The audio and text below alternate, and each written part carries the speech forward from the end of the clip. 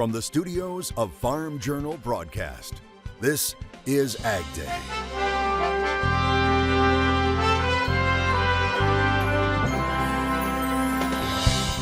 Fighting back against an invasive species. So that can lead to fish kills, invertebrate kills, and things like that. See how weevils are being put to work. More ag economists are using the R word. Are we already in a recession? More than 50% said yes. As the 2024 Pro Farmer Crop Tour kicks off. We better find really heavy ear counts out there to generate a record yield. A preview this morning on AgDay. AgDay is brought to you by Pioneer. Pioneer brand corn is part of a winning team that includes deep local knowledge and on-farm support. Pioneer brand corn, your best years starts here. Good morning, I'm Clinton Griffiths. Happening right now, scouts are getting ready to head out for day one of the 2024 Pro Farmer Crop Tour.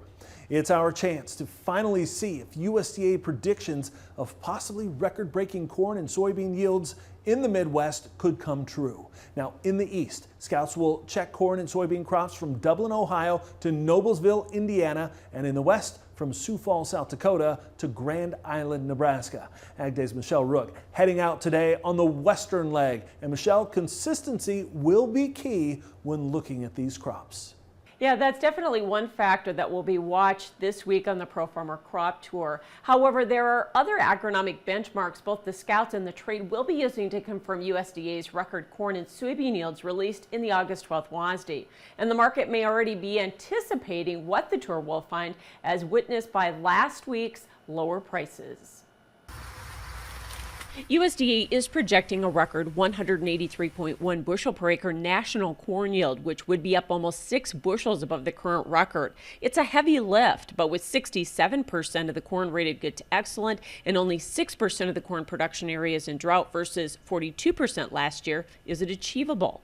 The leader of the eastern leg of the Pro Farmer Crop Tour says he also wants to see uniformity across cornfields. We better find really heavy ear counts out there to generate a record yield, the type that USDA put on it. They better be big and girthy, long ears that have some weight to them already. And but I think that into the cornfields, that's the number one thing. USDA estimated national soybean yield at a record 53.2 bushels per acre, 1.6 bushels above the previous record. And that has been followed up by some timely August rains on a crop with historically high crop ratings. But again, Grady says the pod counts will need to support yields. So it needs to be a heavily potted crop.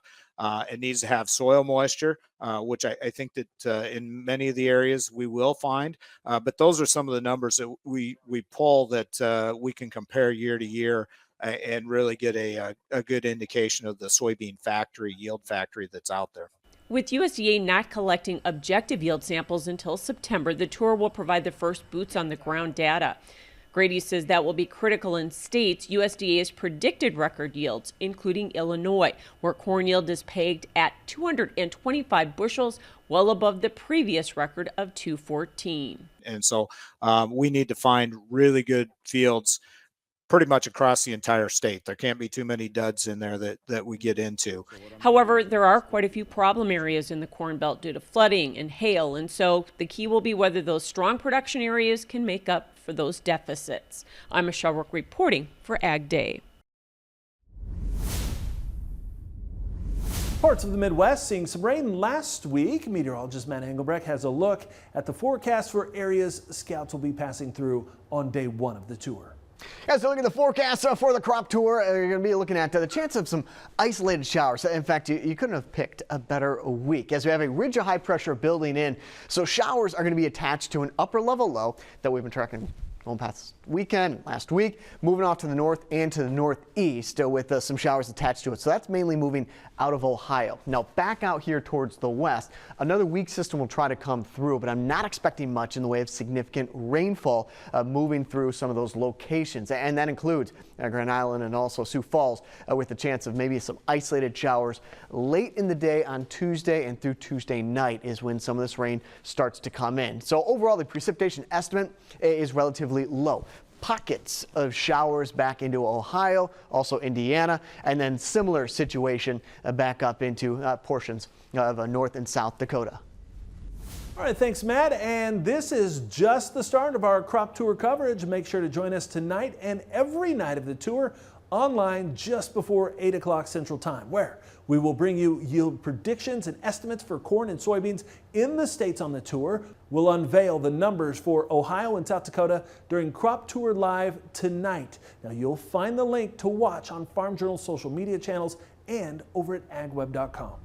We hit the road for Crop Tour as new warnings about possible signs of trouble in the ag economy emerge. The August Ag Economist Monthly Monitor, just released, asked the more than 70 economists surveyed if agriculture is on the brink of a recession. Nearly 60% said yes. Maybe was surprising to me when we looked at, are we already in a recession? More than 50% said yes, we're already in a recession. That's a big change from where we were just, 24 months ago. And a lot of folks are worried about where we sit today. Brown points out the net farm income situation would look even worse if it weren't for more positive prices in cattle. And there continues to be optimism, as economists say, rebuilding the U.S. cow herd could take years. Food taking center stage in the race for president, with Vice President Kamala Harris proposing policies her campaign says will cut grocery store prices. Now, the Democratic presidential candidate proposing it as part of a 4-year plan during an economy speech in North Carolina, introducing a federal ban on price gouging in the food and grocery sectors, particularly targeting the meat processing industry, which she claims is highly consolidated and contributes to rising grocery prices. Now, the meat industry firing back against the plan. The National Chicken Council president saying, quote, "It's time for this administration to stop using the meat and poultry industry as a scapegoat and a distraction for the root cause of inflation and the significant challenges facing our economy," end quote. And the Meat Institute president and CEO, Julie Anna Potts, saying, quote, "Consumers have been impacted by high prices due to inflation on everything from services to rent to automobiles, not just at the grocery store. A federal ban on price gouging does not address the real causes of inflation," end quote. Republican candidate, former President Donald Trump, reacting to the announcement, labeling the plan as communist and warning efforts to control grocery prices would lead to, quote, "food shortages, rationing, hunger, dramatically more inflation." His vice president candidate, J.D. Vance, also addressing it, calling for the ag secretary to be fired. First of all, drill baby drill is a big part of lowering the cost of the cost of food, because if you think about the farmers, that their tractors run on diesel fuel. To ship the food, they got to get it to go somewhere, and that requires fuel. The fertilizer, a lot of times, comes from natural gas. If we drill baby drill and take advantage of the incredible bounty of this nation, we are going to lower food prices in a very big way for American consumers. Ag Secretary Tom Vilsack on Friday announcing USDA is funding 160 projects in 26 states to expand access to clean energy systems and increase the availability of biofuels here at home that the agency says will create new market opportunities and jobs for U.S. farmers, ranchers, and ag producers. It was a tough day in the commodity markets to end last week. We'll set the stage for this week coming up next. And later, we're off to Louisiana, where researchers are finding ways to battle a big invasive species problem with a tiny weevil. That story in the country. The 2024 Pro Farmer Crop Tour and Ag Day is brought to you by Pioneer, combining cutting-edge research with one of the largest local testing programs in the industry to help farmers succeed. Pioneer, what's next happens here.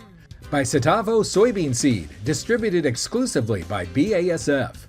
And by New Leaf Symbiotics, science-led, performance-driven, and data-backed, offering biostimulants for corn, soy, cotton, and peanuts, and a revolutionary new bioinsecticide for corn rootworm.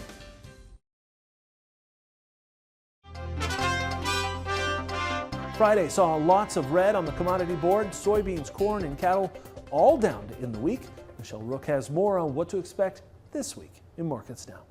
Corn and soybeans lower again on Friday. Chip Nellinger, Blue Reef Agri-Marketing, is back with analysis. Not only lower prices, but new contract lows in both corn and soybeans last Friday, Chip. And was it the rains that we got in some of those key areas, or was this market just gearing up for the Pro Farmer Crop Tour?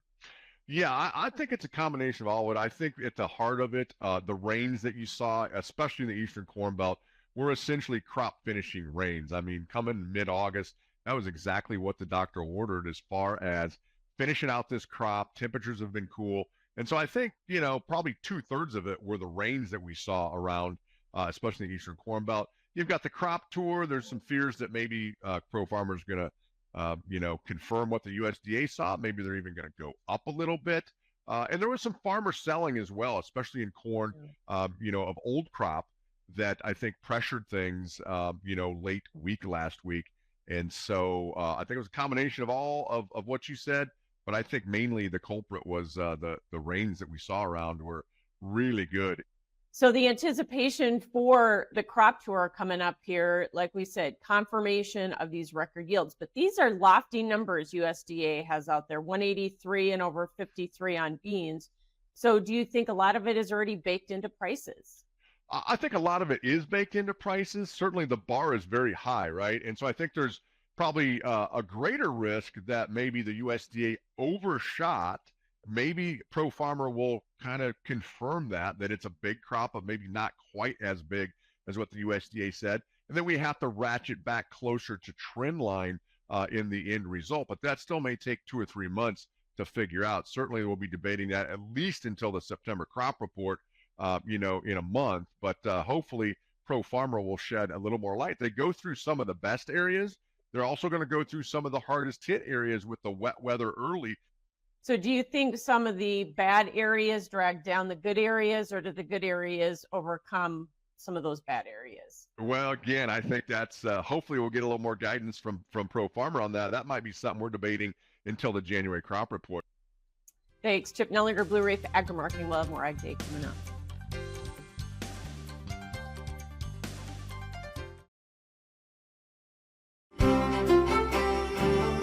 And looking at that jet stream the next couple of days. So again, we're kind of moving back into a more established pattern across the United States. What I mean by that is you got a trough, this low is going to be at the surface, moving out of the United States. And then back out here towards the west, the ridge, the dominant ridge that we've been talking about going back to last week, starts to set up. So we'll get little pieces of energy. You see that circle right here, a digging trough off the west coast.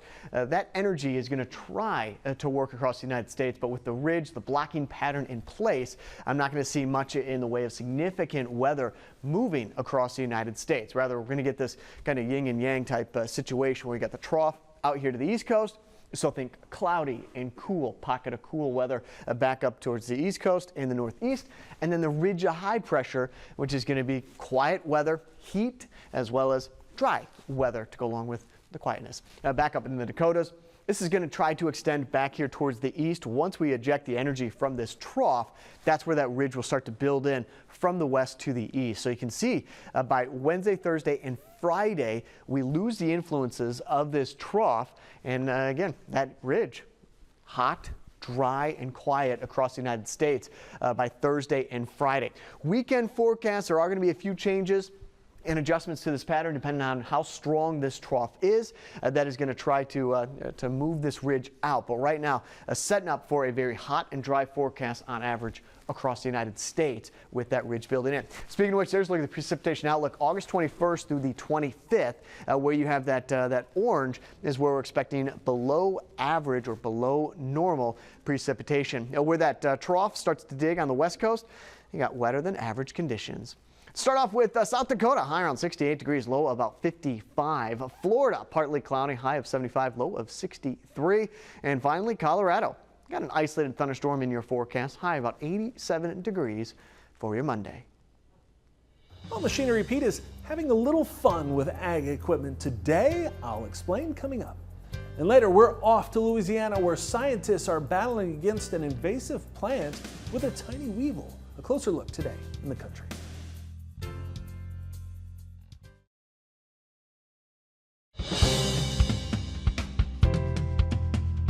It's not all big prices and serious auction stress for Machinery Pete. He also stumbles across a little fun from time to time.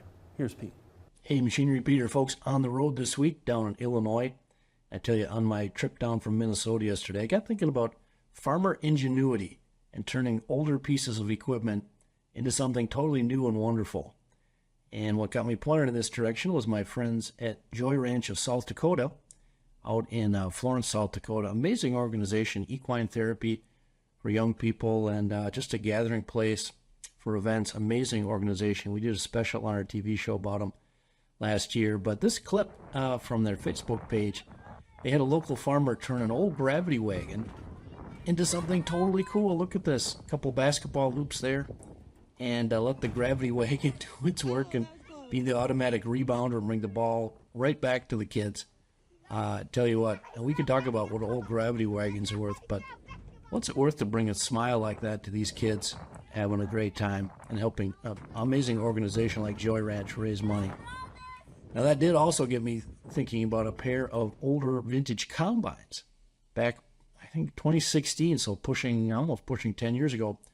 A farmer in Kimball, Minnesota, Tom Kahns, we helped spread the story about what he did with his 1967 John Deere 45 combine, turning it into the candy combine, taking it out to parades, dispensing candy out the spouts. And again, think of the smiles that Tom has brought over the years to children and families in Minnesota with the parades he's taken his combine on. Unbelievable.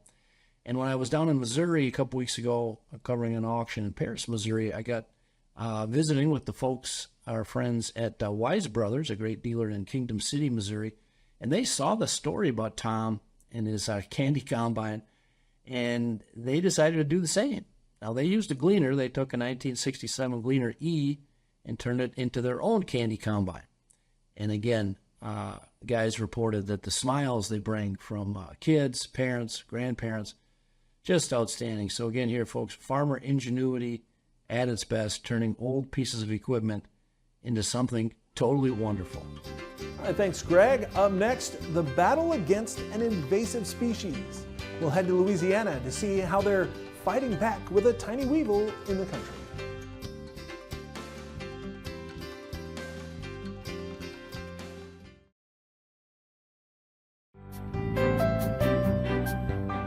Controlling giant salvinia in southern Louisiana is an ongoing battle. Using a weevil as a biological control seems to have the most promise, and as LSU Ag Center correspondent Craig Gautreaux reports, researchers are helping spread the word in the weevil. The environment of coastal Louisiana is prime habitat for giant salvinia, one of the most invasive aquatic weeds in the world. When it forms dense mats like this one, it can have devastating effects. Giant salvinia completely blocks out the light, and effectively it kills off all the submerged aquatic vegetation, and that depletes the oxygen levels in the water, so that can lead to fish kills, invertebrate kills, and things like that. The weed can quickly inundate an area. Salvinia can double its size in about 36 hours, so it is an exponential grower. Salvinia is being controlled through 3 methods. One is using herbicides. A second is physical removal. The third is a biological control method using a weevil that causes the plant to eventually die off. Typically, the damage starts off presenting itself looking like the yellowing that you see. And then it starts to turn brown, and eventually it'll turn black. And once it turns black, that's when it sinks down to the bottom. The weevils have proven effective in controlling salvinia, but how long it takes to accomplish this may vary. We have seen complete control, meaning going from a thick mat of giant salvinia to open water in about 4 months. However, in some instances too, it can take about a year or so for weevil populations to get established. Shackelford says when plants begin to yellow and turn brown due from damage caused by the weevil, he recommends moving some of the damaged salvinia to greener areas to help disperse the weevils. With the LSU Ag Center, this is Craig Gautreaux reporting. All right, thanks, Craig. And we end our newscast today with heavy hearts. Our Farm Journal co-worker and friend, Greg Henderson, has passed away.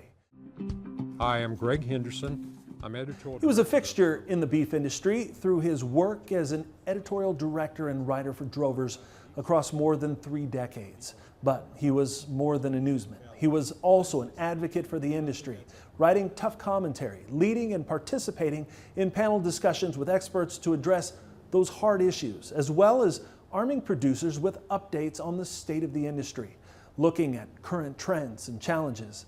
Our sympathies are with Ruth, Greg's wife and his family. Greg was 67 years old. We're really going to miss him. Now, there is much more about Greg, his life, and his contributions to the livestock industry over at drovers.com. And that's all of our time this morning on Ag Day. From all of us here, have a good day out on the farm country.